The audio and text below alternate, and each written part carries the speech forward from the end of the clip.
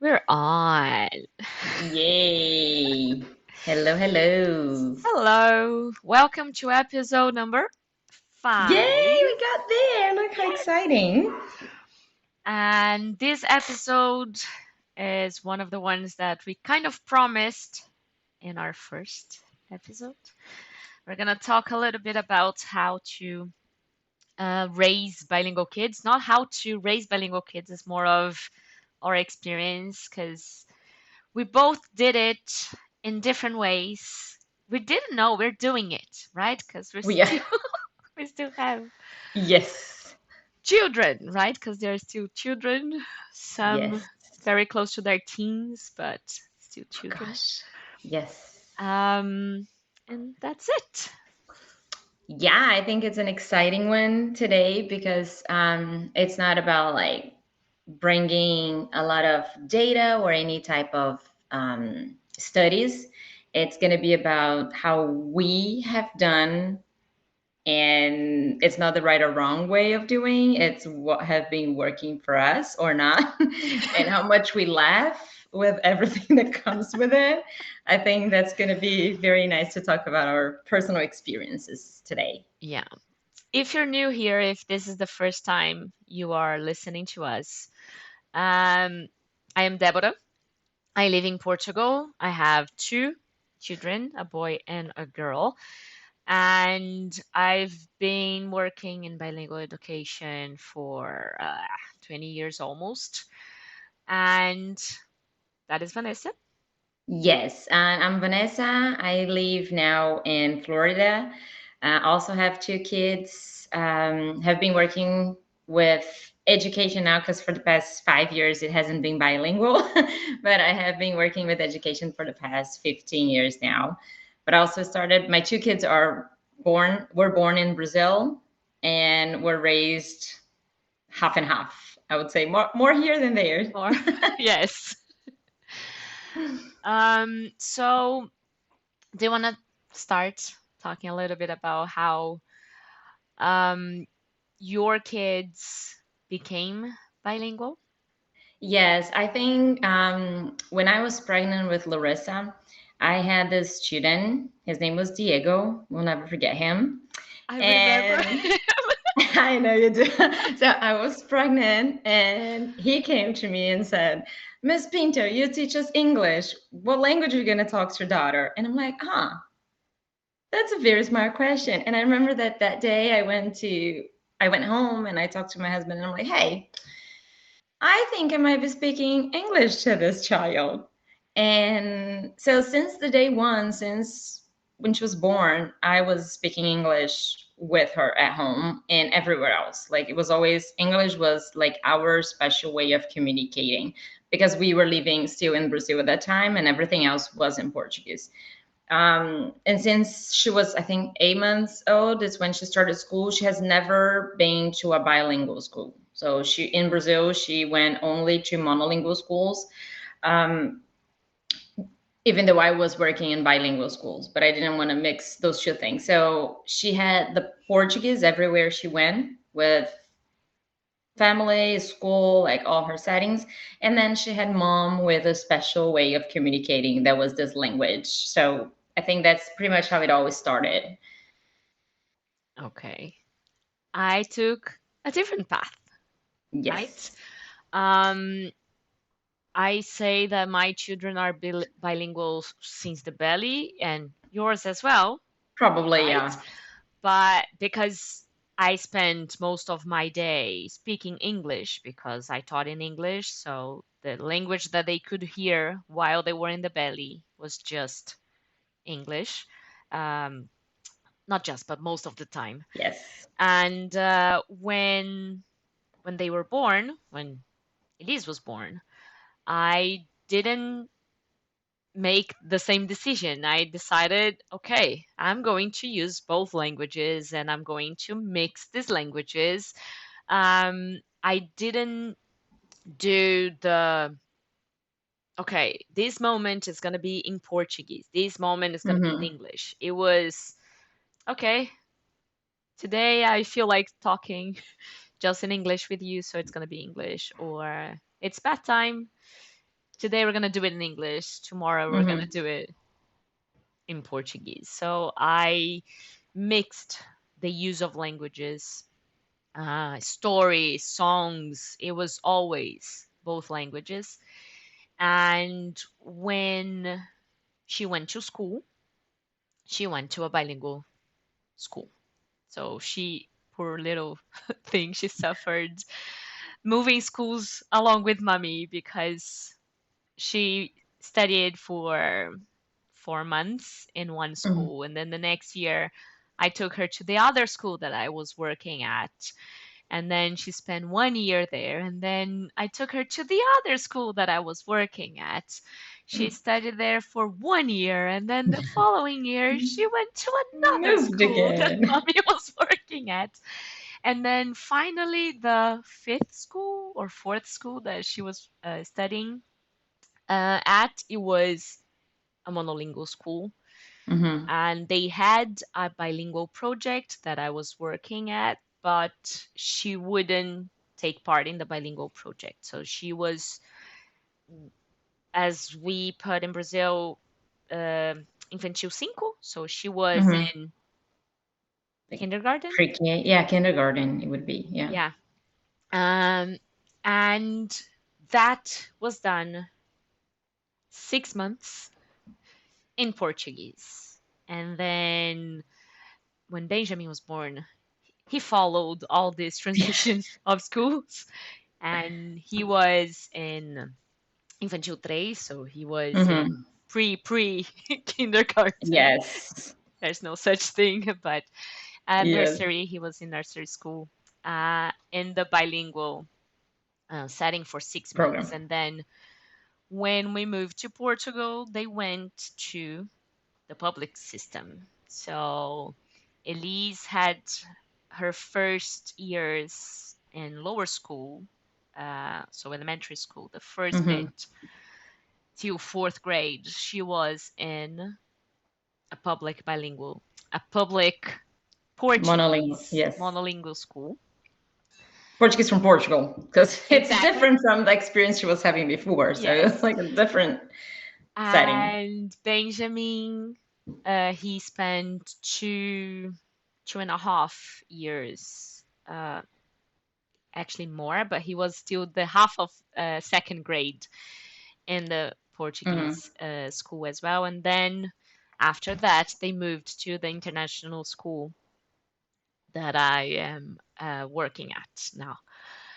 So it was a And mixture. it's crazy, right? Like when I think about how we raised the kids, like we were together most of the time, especially when we were in Brazil, and there was never a rule. Like there was never this rule of like, oh, you have to speak Portuguese to them or have to speak English or whatever it is. And even though we are bilingual educators and we have learned so much theory about it, like, oh, this works, this doesn't work, or why not? Like it's your family. Yeah. Like in my mind, it's like it's my family. Whatever works, works. And so, like when we moved, Larissa was in kindergarten, and so like she had never spoke English back to me. Like she would sing, she would say like, "Is it a boy or girl?" She would say boy, girl, like the sweetest thing.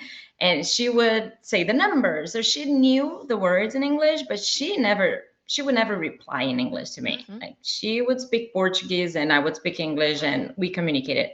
But then when we moved, I remember that she got in kindergarten and the second month the teacher called me for a conference and she's like, well, she doesn't know the name of the letters. And I'm like, well, have you asked in Portuguese? And she started laughing. She's like, huh? I'm like, well, she has never been to school in English.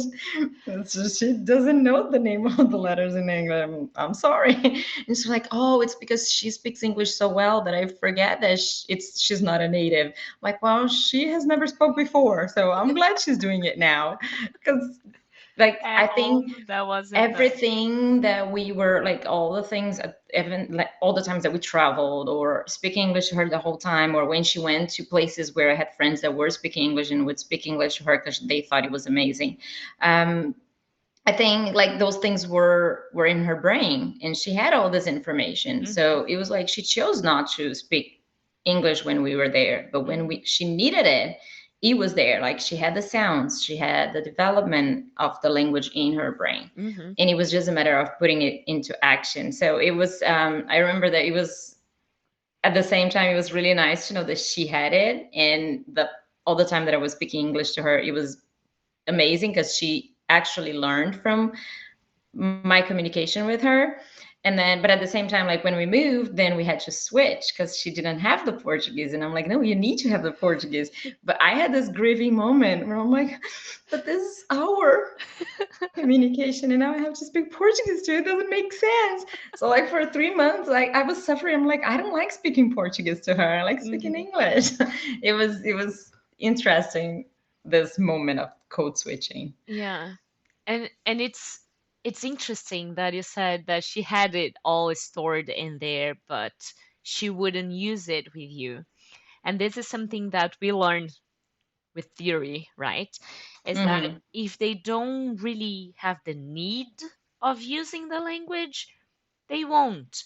And that is Mm-hmm. not just for a second language or another language, it's for their first language as well.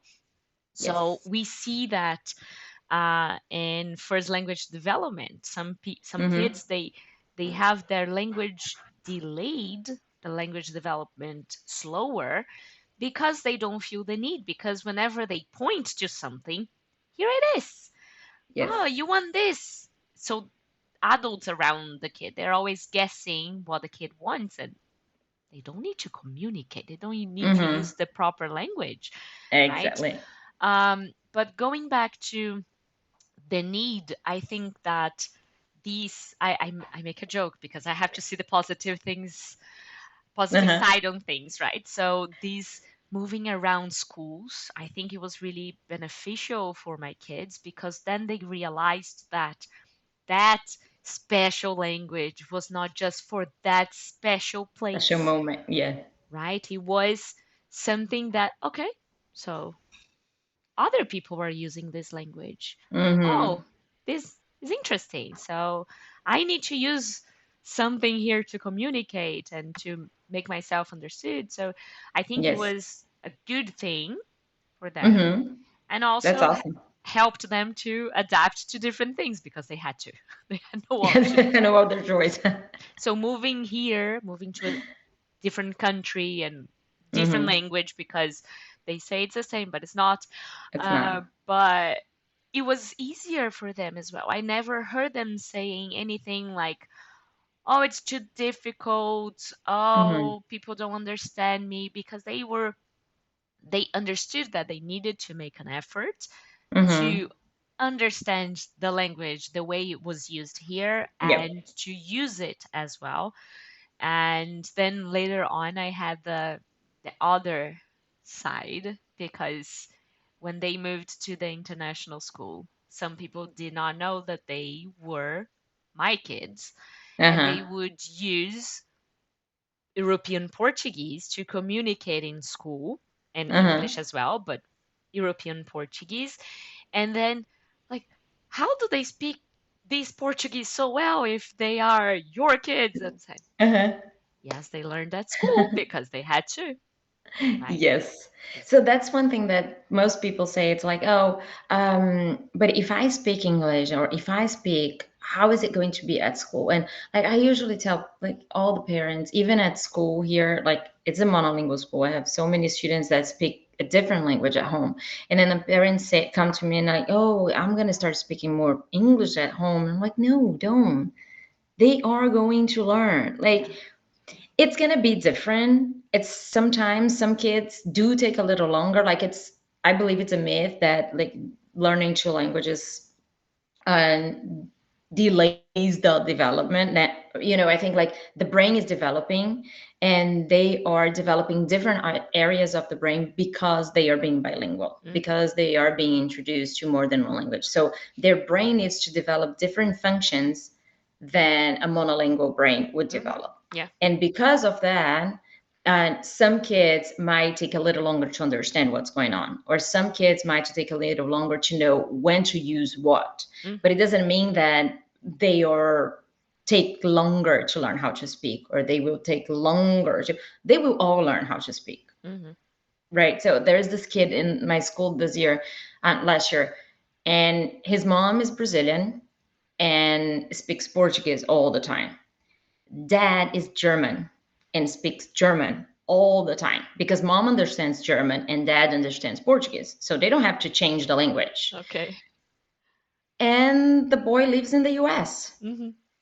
and he goes to school and he's speaking English all the time. And then he sees me in the hallway and he starts speaking Portuguese to me. And then he sees his brother and he's speaking German to his brother. And it's like, oh goodness, well, he's not scoring the highest score on the state assessments or whatever it is.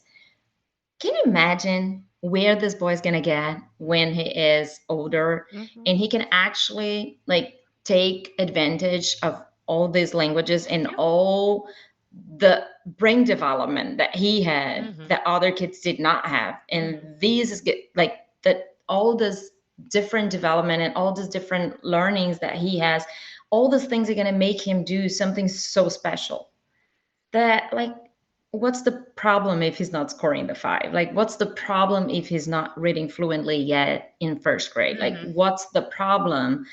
Once he gets all of this, he's going to get the three languages. He might be better speaking German and maybe better reading English because he communicates in German a lot and he Yeah, doesn't yeah, read that much, and he reads way more in English because of school. So he might be at a certain time better in one thing or the other, but he will have this flexible mindset that he's going to be able to adapt yeah. Hmm. in every place he goes because he has so many tools Yeah. to be part of all these environments. And I think it's beautiful. And the teachers that interact with him, they're like, it's very complicated. And I'm like, no, it's not. It's Let's beautiful. ask him. So I was asking him the letters and I showed him a W and he says V.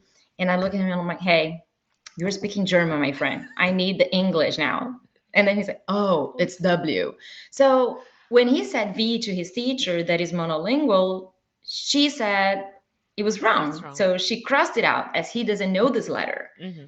but he knows this letter. Hmm. But for him, it has a different name that is not W. So I think there's so much that we in school as teachers, we have to understand about the kids that speak different languages. And we have to see them as this amazing bright star instead of Yeah, seeing yeah. them as, oh my goodness, I have this kid that has no knowledge of English. Especially if we're talking about a setting that is a international school or a monolingual school in my case. Hmm. I think it's beautiful, and I just laugh and I tell the teachers, I'm like, hey, you have no idea what we're talking about. Let's go further. Do you want to Yeah. sit down and talk? I can tell you a lot of things about the bilingual brain, Yes. and you're gonna leave here asking for every single kid in your classroom to be bilingual. It would Hmm. be way easier. Yeah. We can just like stem lots of different things from what you just said, but one of the things that thinking about the benefits, right, Mm-hmm. of the bilingual brain, we have to understand that one of the things that may seem like a delay on language development and all of that is just because the brain has to make the different paths. So the synapses are going to be in different places, Mm-hmm. and it depends on how old the kid was or the person was. It depends on how the language was learned. It depends if it was related and included reading and writing in that language Mm-hmm. and all of that. But just the fact that you're going to have different synapses going on is already making your brain stronger, right? Exactly. And you have to juggle all of that in your brain. So that is going to boost the executive functioning. That is Mm-hmm. so important for so many things in life. And especially nowadays, kids do not exercise skills, different Yes. skills. Yeah. So then their executive functioning development It's poor. is a wreck. Yes. So if you have the chance to raise your kids bilingually, it doesn't need to be one way or another. It has to be one way, right? Your One way. your way, exactly. Just do it because it's good. It's a gift. It It's a is. gift. It's going to do way more good things than bad things. Yes. And like sometimes I have, in the beginning, I think when the girls were little, they would speak, well, I think it was natural. Like it just developed naturally. Like Maya moved here, she was 2 years old. So she was starting to speak. Hmm. So for her, and it's crazy, like she can use English with a Brazilian accent.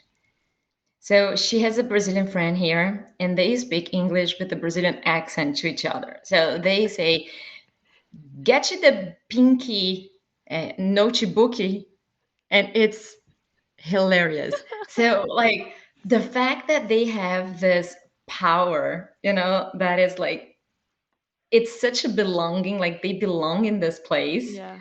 of like I'm so comfortable with this English that we communicate at school and everywhere else, but I have this other one that makes it can make me even silly and I can be fun because I can speak it with a different way. Hmm. And having the power, like to use the language and as if it's something that it belongs to them. Hmm. It's part of who they are. Exactly. But now that they are growing, the more they grow, the like I think that now they are being aware of the benefits Okay. of having those two languages. Especially I think like in Europe you might see it a little bit different because I think in Europe there is the culture of learning lots of languages, right? Yeah. So most people speak more languages. So it's something that you see around the streets, you see in families, and especially being in an international school, like the people that look for the school are usually Hmm. families that are already bilingual or international families. But here in the US, I am in a monolingual school in a very conservative neighborhood with families that like the great grandparent lived here and then the grandparent and all the Hmm. cousins and the whole family's there. So um, they have no need to speak any other language, Yeah. so they don't see The how benefits. beautiful it is, and then I think it's interesting like to see the girls now being in this setting and them realizing that it's like, I know, I can trick you now, or I can use this language, or Mm. oh, I say that in a different way as well. Like the other day Larissa said that she was sitting down at lunch table and then there were those two girls in front of her and they were speaking Spanish, but they didn't know Larissa speaks Portuguese. So then Larissa kept on having her lunch and she's like, Mom, it was so fun because I understood everything they said, but they don't I know don't I know. did. They're like, isn't this amazing? That Yeah. like your brain is so flexible that first you can understand what someone else is saying, then you can make connections to what you know, and then you can see like how they were feeling comfortable about using a different language and they were saying different things because nobody was understanding them. Hmm. So you can even see the person with different eyes, so it's Yeah. so cool to see how they are taking ownership of this second language Hmm. and how they're proud of having the second language. I think this is really cool now that they are growing up. They're not that little anymore. Yeah. They're growing up. Thinking about these different aspects, and you mentioned the boy that knew how to say that in German, but then his go like, okay, no, wait, that's another one. This week I was assessing. No, I was helping a kid because she did a maths activity and she struggled, and I said, okay, come here, let me see what's happening, because we're just starting. I'm still Hmm. getting to know them, right? And then, okay, we're counting by twos. Okay, so 2, 4, 8, all the time. I'm like, okay, there's something happening here. And then I asked her, can you count in Russian? Because she's Russian. And she said, not by twos. I just know how to count to 10. I said, okay, so count it. And and then she did, and I was like, okay, no, there's no connection. She wasn't making a mistake because of It's of Russian, the language. but it was one possibility. When, Yes. as teachers, when we are aware of these different things, and we Mm-hmm. go back to the last episode, right? The funds of knowledge and all of that. Yes, When we are aware of that, it makes a huge difference. it And is. just the look in her eyes when I asked her to do it in Russian, she's like, okay, I'll do it. That is so proud. Uh-huh. But it's good for the sense of belonging. Even if I don't Yes, know Russian, I zero. Niet. yes, É o que eu sei. yeah. Skavurska. É a única coisa, né? I don't even know that. But it makes a difference, Yes, I right? have a kid that speaks Russian too this year, and it's hilarious because like she's very bright. But I remember in the beginning, her mom said like she's one of the few students in my class that I actually have that actually they are actually ELL students because we have a very hard problem here with not reporting, right? Like Mhm, parents mhm. don't put that they are not.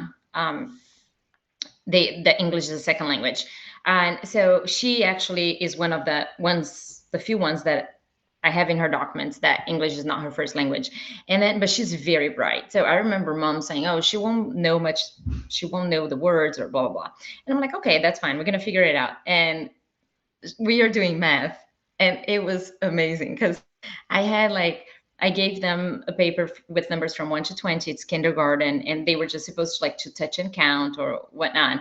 And then I hear this like,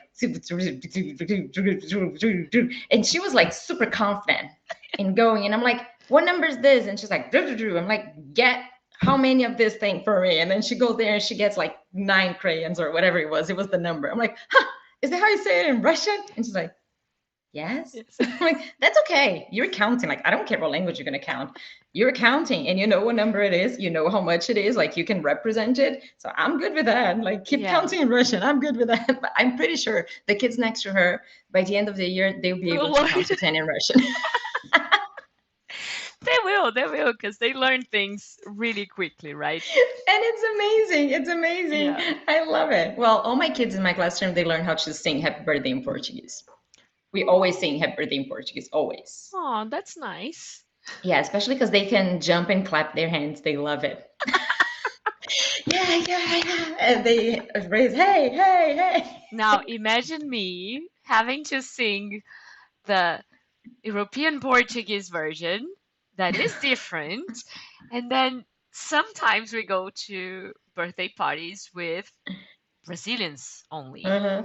And then I have to make an effort to remember how to sing The our Brazilian version. happy birthday and not That just is start funny. like just go to the European one. But it's Since funny. we're talking about that, let's talk about the funny things that our kids said when they were growing up. That was mixing. Okay, there's one thing that I remember that Elise, when she was, oh my God, she was two, I think. She was barely two. And she would always say, por fleas, Please. por fleas. It wasn't por favor, it wasn't please, it was por fleas. I'll never forget. It's so I love that. beautiful. It is. Well, Maya, she does one that I love. It's in dentro. And she does not change. Oh, yesterday she said mistrocar, mistrocar too, because it's like me, si trocar. So mistrocar. So in dentro, In it's dentro, because assim, inside, inside. and dentro, the In word in dentro. Portuguese, but like in for her is what brings it inside. So it's like in dentro because it's hard to say dentro. So in dentro. In To this dentro. day, like we've talked about it, but I think it's the sweetest thing. No, I have to say that when I visited, I had a hard time communicating with you guys because it was the craziest thing ever. There was no such a thing as a sentence in one language No, there only. isn't. Never. And then this is something that is really hard for me to do. I'm going to be Uh-huh. honest. It's really hard for me to put one language inside the other. I I Okay. I can really separate things. But this week Uh. I was teaching, and in the middle of my teaching, I just put a word in Portuguese. I was I've done teaching them that. how to write in cursive because they're starting cursive now. So, Uh-huh. how to write the F in Hmm. cursive. And then I said, okay, so you go up and then you go down. Oh, ficou muito grande. And then you go,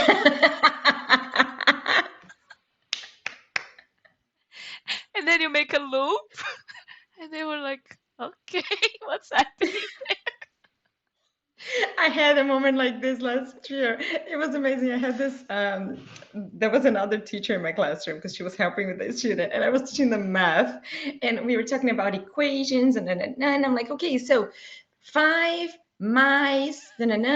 equals, and they were all quiet, and I'm like, Hmm. guys.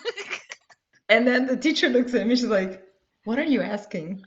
I'm like, "I'm talking about plus." And she's like, "No, No, you he said said, something else in the middle." I'm like, "What did I say?" And I'm like, "Oh gosh, I said it in Portuguese. So let's go back." see, if we, the adults that have been speaking these languages for so long, if we Yes, mix. So, this is just to say that mixing languages is not a problem. not at all. Not Not at at all. all. And Not at kids, all. they will experiment with the languages. They're going to see what fits, what doesn't fit. They're going to Yep. see, okay, let me see if this works. And they will Hmm. realize adults are laughing, so maybe this is not a good idea. Maybe this is wrong. But Yes. it's not because they are mixing the languages that they're doing something that is bad.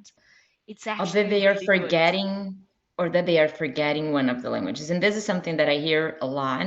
um, People ask me because they mix all the time. Like, we cannot, when they're talking to my parents, it's the funniest thing because they are sure they are speaking Portuguese, and my parents didn't understand half of the sentence because it was all mixed up.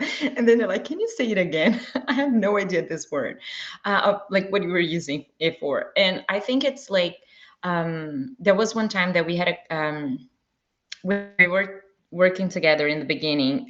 There was a guy, I don't remember, he came to talk to us about bilingualism, and he talked about his daughter.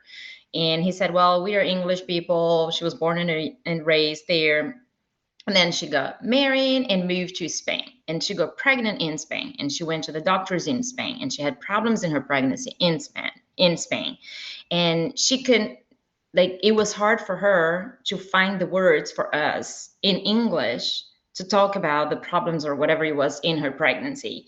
And then he said, because you were 100% like fluent in the situations that you lived through. Hmm. And I thought that was beautiful because, and this is so true, like, you cannot ask my daughters to talk to you about science that they do in school and expect them to know the words and explain to you In Portuguese. all of that in Portuguese. Hmm. Even though they have a great Portuguese, like, even though they can communicate, even though we go there and they can speak Portuguese and they can understand what people are saying, but they don't have the vocabulary because they have never experienced that in Portuguese. And it's the same thing as if we are going to talk about education and learning and whatever it is in Portuguese. I have to look for the words because I Hmm. do struggle to find the words. Like, what is the word for literacy? What's the word for, I don't know, phonemic awareness? What's the word for delay? I'm gonna get Hmm. stuck on these words just because the flow of my speech when I am speaking about education, I am usually doing that in In English. English, yeah. Not only because it's what I use now living in the US, but that's because I've always worked in a bilingual setting Yeah. and English was always my language of instruction. I, I, So I struggle when I'm having parent evenings, when I have meetings with parents, I can imagine. especially because most of the times I'm going to do it in English, but some of them they ask to do it in Portuguese. But I'm not going to do in European Portuguese. I'm going to do it in Brazilian Portuguese. So I have to have in mind that I have to speak slower, that I Hmm. have to try to find the right Words. words because sometimes the words are different and I have to find them. Hmm. And sometimes I can't even remember the word in Portuguese, my Portuguese, their Portuguese, whatever, because I'm so Hmm. used to the using that word in English that it doesn't come. So Exactly. it's difficult. Yeah, and the opposite happens as well. Like I was the other day having lunch and we were talking about something, and my grandma had like a health issue in Brazil, and I was trying to explain to them because I was upset, but I have no idea what's the correlation of what she had. Like I don't know how to say what she had in English. Hmm. And I'm trying to explain and I'm like, whatever guys, it was something on the brain and that's it. And because of that she's feeling this way and I'm upset because I don't have the knowledge in this like health area department to be using the proper names, or even not, it doesn't even have to be specific, but language that people like communicate all the time. Like I have never had in my family someone that had a disease that was in English, Hmm. so I have never lived through that, so everything is a new situation for me. And even though I have a great English, I don't have this The vocabulary. specific, yeah. It's very specific. So I think taking understanding that this is how our children are going to be raised, right? They're going to experience some things in one language, they're going to experience some things in other languages, and they're going to make the connections everywhere they can. But sometimes they won't make the connection because they are experiencing it for the first time, or because they have only experienced that in the other language. I think that's a very good first step if you're raising bilingual children. And it's not a weakness. Oh no, It's not a never, weakness. That never. we have to emphasize, right? Yep. Um, it's the same thing with our language. Sometimes we cannot explain. There may Well, we don't know. we don't know medical terms and all. I know a lot of medical terms because I was addicted to ER and Grey's Anatomy and all these TV shows because I really I'm like still watching those. Grey's Anatomy. New season is coming up. I stopped watching it, but anyways, let's getting back to the myths and the things that are Hmm. sometimes misunderstood because of experiences of different people and all of that. Let's talk a little bit about literacy because you mentioned literacy. Yes. So how is that for you? Uh, so I'm gonna talk about that as a mom and then as a teacher. So I think I experienced two different things. One thing as a mom, I could see the beautiful connection my daughters were making. So I could just like I was always impressed of how they could build bridges where nobody was teaching them the bridges, Hmm. and how they could like make, oh, this is the same sound as in Portuguese. Oh mom, it's t for both of them. Or like when we're doing shh, it's like mom, but it's different because in Portuguese is sh and in English is ch. And like so how they could naturally build those bridges. I think one thing, it's because we have always read a lot, and we have always read in English.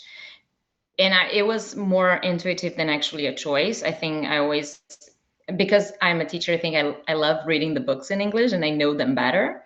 So I have always read way more books in English than in Portuguese. Hmm. And so my daughters don't read books in Portuguese because it takes too long.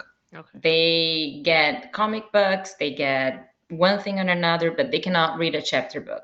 And on the other hand, in English, they can read a bunch of chapter books.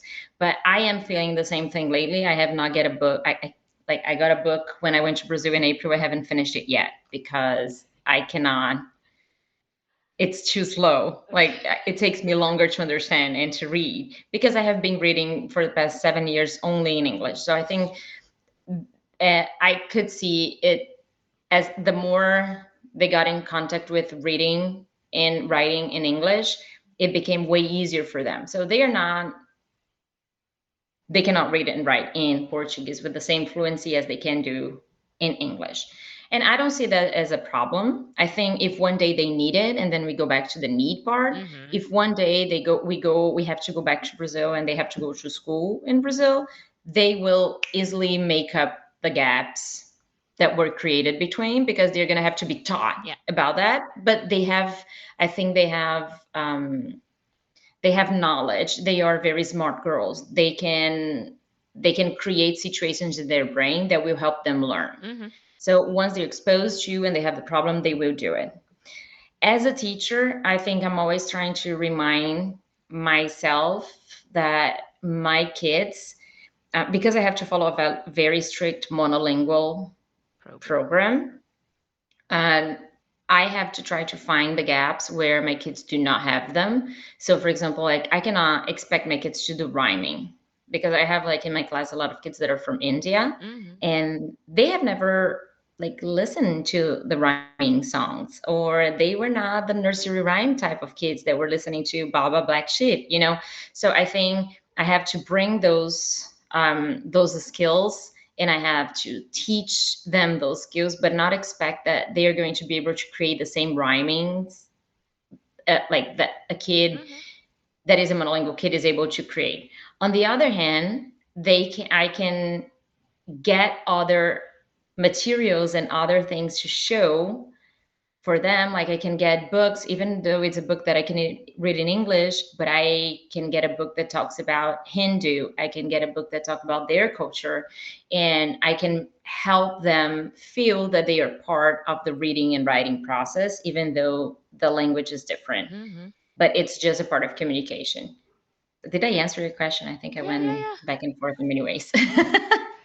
And I think it's really, sorry, my microphone doesn't. I I know it think was good. it's interesting because my kids went through a completely different process. Path. Yeah. And that doesn't mean that it was a breeze, right? Hmm. So I remember that when Elise started with her writing hypothesis, Which was very early, by the way. I I was going remember to say that. that she was really, really young. She, though she was studying in a bilingual school, she had no lessons in Portuguese because she was really young and they just started Hmm. the Portuguese when they were 5. Um, she wasn't, she was 2.5, 3. She would make lists of things that she wanted for whatever, and she would do it in Portuguese. And she Hmm. would do it beautifully already. I Hmm. remember I remember too. I have pictures and I have a video of her writing bolo perfectly. B-O-L-O. Beautiful. Exactly. And let's And just say that our girls were born 1 week apart, and her daughter was like the everything before too everything. Like quickly. she was, and I was like, Always well, too. my daughter's not there yet, but she'll get there. She was even the first one to be naughty, right? Because she would go and grab the pacifiers from the. Yes. But let's not talk Oh, about that. Let's go back to the literacy thing. But it was really when she moved here, when we moved here, she skipped half an year. She went straight to first grade. mm-hmm. And kids here in Portugal, they're expected to start learning and actually consolidate just in first grade. So they Mm-hmm. know the numbers and the letters before, but they don't start any writing process. When she moved here, she already knew how to read and write in Portuguese. Mm-hmm. So her challenge, and we were worried. School was worried that she wouldn't fit, she wouldn't adapt. I said, don't worry, she's going to be fine. And her only challenge was actually learning cursive because in Brazil, they usually start cursive only in second grade. Second, yeah. And here they start the literacy, the learning process right away with cursive. Mm-hmm. So that was her challenge to transfer to cursive. But she did it really well. It was easy. When she moved to the international school, she was already in fifth grade. And I Mm-hmm. remember that I had the English teacher asked for a meeting. And she said, oh, I'm really worried because her writing is not so good and blah, blah, blah. And I said, okay, let me just explain something. She never learned how to read and write in English. Formally, yep. At Formally never. The only thing that she Yes. had was mommy that was taking Yep. Jolly Phonics course. Mhm. In one of my holidays, one of my vacations, I Yeah. decided to take a Jolly Phonics course, and I had my two Yeah. kids as guinea pigs. So I Uh-huh. was practicing with them, Larissa went through that too. right? So that was the only formal process of English. And let Hmm. for if you don't know, Portuguese and English are completely different languages in structure, in the sense of structure. One Yep. is phonological, the other one is syllabical. So Hmm. the way you teach them is completely different. Yep. And that doesn't mean that one is not going to help the other, right? If you're Yeah. using syllabical for English and phonetical for Portuguese, it Hmm. helps, right? Yes. Yes. They But complement, but but not. you cannot They're different teach processes. them. It doesn't work if you're teaching them through Hmm. the same uh, way. So when I mentioned that to the teacher, she was like, "Okay, now it makes sense. I had no idea because her oral skills and her comprehension was so good, and she actually wrote pretty well. She had spellings mistakes, but ta-da. Hmm. And then she said, "Okay, now I understand. I'm going to consider that when I'm assessing her." And I said, "Thank you very much." But life goes on. Now she is Hmm. okay. She's good. Hmm. Yep. Um, but here, one thing that was one thing that is challenging here, uh, not because we are mean parents or anything, but going back to how the languages work and how we separate, one of the things that we decided to do as parents is that at home they need to continue using or Brazilian Portuguese. We try. We try, but this. But this is something that, especially the Yes. husband, right? Especially Hmm. him, he was Very adamant. strict. He said, Yep. we need to keep that. So here at home, you're going to use, and sometimes they use the words in European Portuguese, and we say, no, in Brazil, we say this. And they go, Hmm. okay, okay. And they try to fit, and Yep. we made the choice of continuing to use our Portuguese. And Hmm. we see that some parents, when they move, they start speaking European Portuguese. No, it's easier Yes. for the kids. And I feel that is the same thing for immigrants when they go to the US or other countries Yes. that speak the other language, right? They Yes. are going to Yes. say, no, I'm going to facilitate, Help. I'm going to help. Yeah. And we see that that is not needed. Oh no, I see that as a completely like disadvantage for the kid. You were taking away, like you're just taking something Yeah. away. And both of my kids here, they read You're trilingual. and they write in both languages. And speaking about myself now, the reading, I force myself to read at least one book in Portuguese Hmm. because I have a problem. I like reading at least two books at the same time. I don't like reading just one and finishing that and then starting a new one. Usually it's three books at the same time, Uh huh. and I always have one of those in Portuguese Hmm. because I know that if I don't force myself in doing You this, won't read.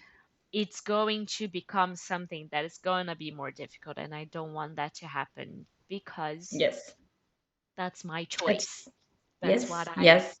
choose And to do. talking about, I think the choice. I think it's important. Just I think we have to start wrapping up, but I think it's important to see the language as a culture, right? So when you let go of your language, you are letting go of the culture. Hmm. So it's very, very difficult to speak English at home and still eat rice and beans and talk about carnival or have cheese bread or like Pão de I believe queijo. Don't say cheese bread. Pão de no, I'm just queijo. because here it's all in English.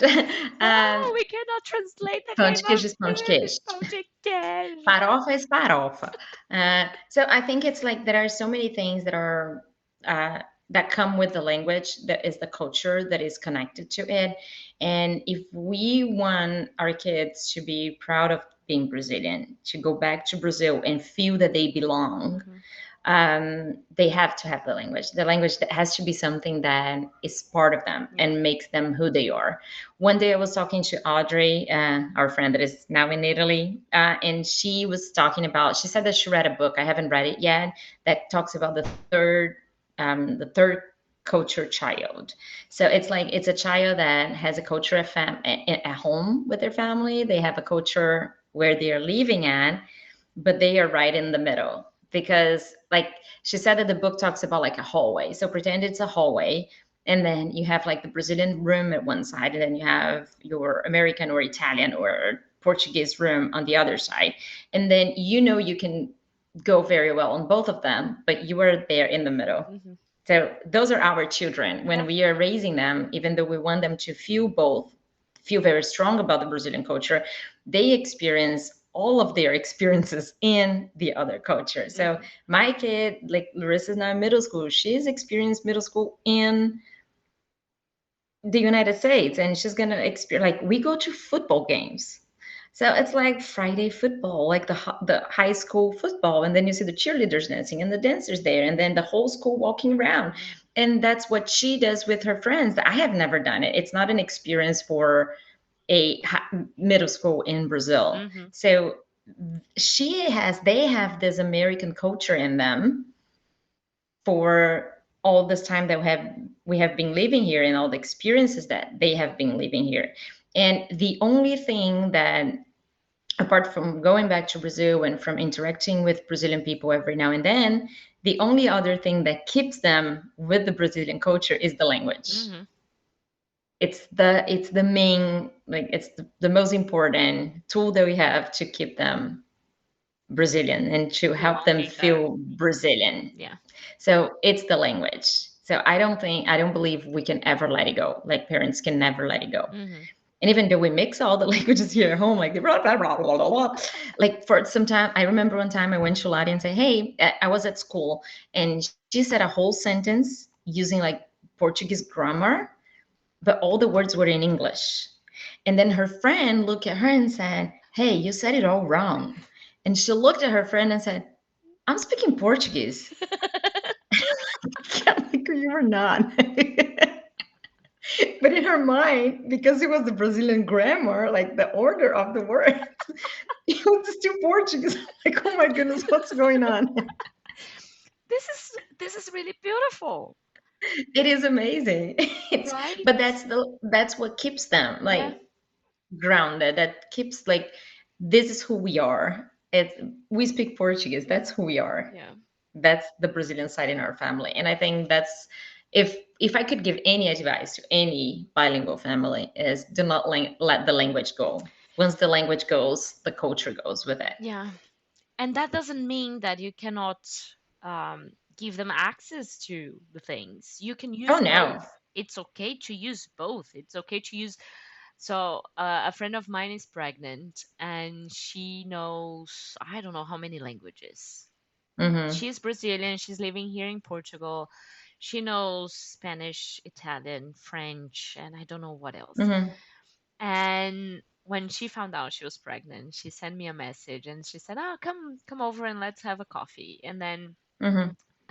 she was saying like, "I don't know what I'm going to do, what languages to use, what I'm." Said, "Do what feels natural. Don't force it because if you're Mm-hmm. forcing it, it's not going to be meaningful, right? Yes. But if you have lots of languages, give it to them." Mm-hmm. And This is who you are. yeah, and that has to do with culture as well, with the things that you know. So, for example, here at home, we don't use Japanese, but lots of things that we do are related to the Japanese culture because of the background. of my Mm-hmm. husband, right? So um, weird things for some people, but meaningful things for us. So when we're having a meal, we always start the meal by saying "Tadakimasu." Mm-hmm. Is that part of who I am? It is now. Uh-huh. It It is is now. now. I had like my blood has just the 1% that came from the theory, right? That the mother gets a little bit of the DNA of the Yes. father, right? So that's the only bit of Japanese that I have in me. But I have these little things that are Mm-hmm. part of me now because that's Yes. my culture now, my house, Yes. my but I think this was a very interesting episode because we were just um Sharing, I guess. yes, and thinking not just as teachers but parents mostly, Mm-hmm. and how that affects our teaching as well, As well. because Yes. we are who we are. We are not, okay, this is Deborah when she's teaching, this is Deborah when she's parenting. No, this is us, right? Yes. And I think, and I hope that this episode brings more people, and please share it with whomever might benefit, Yes. right? Because languages Yes. are all around. We live in a connected, hyper connected world now, right? Mm-hmm. And sharing might help people that are in doubt of how they Yes. should raise their kids. Yeah. And I think mostly because we see so many things on Instagram and TikTok, and there are so many pages. I've had so many people tell me like, why don't you do something like this to teach parents how to raise their kids? Because look at your kids, or to teach them how to use the languages or whatnot. And I do not believe there is a recipe, and Hmm. I do not believe that someone is going to watch our podcast now and going to say, "Hey, I know what to do right now." You might even say, "Okay, it didn't help me at all because you didn't give me a step by step," and Because some there's no people are step by waiting step. for that. Yes, there are lots of people that are waiting for that, but I think it's an honest conversation of like there is no recipe Hmm. there, and I think this correlates a lot with the teaching and with what we expect from the kids when they are in our classroom, and from parents what they expect from when they send their kids to our classrooms, Hmm. because it takes like it's the learning process. It's not the same. It's not the same for everyone. No. And even though we have lots of strategies, we have lots of tools, it's not going to be the same pathway. And the recipe is not going to work for everybody the same way. Yeah. So I think that's, and it kind of connects to our next episode Yay. that is going to be about literacy and teaching those little kids how to read and write in this English language Yes. and the different tools and approaches that we can have. But again, not a recipe. No. Just a lot of I think a teacher brain should be really fun to study, because when when you talk about the little boxes that they open, and I think that's what teaching is like. When we are teaching, we have like 300 boxes open Oh, with all the things that are inside, and we just pick and choose, pick and choose, pick and choose, and like every second. I think that's what the teacher brain should be like. yeah, that's So, why we're so exhausted at the end of the day. But that can be for another episode. yes, thank you so much for Thank everybody that you. stayed until now. It was lovely. See you next It time. was. See you. Bye bye.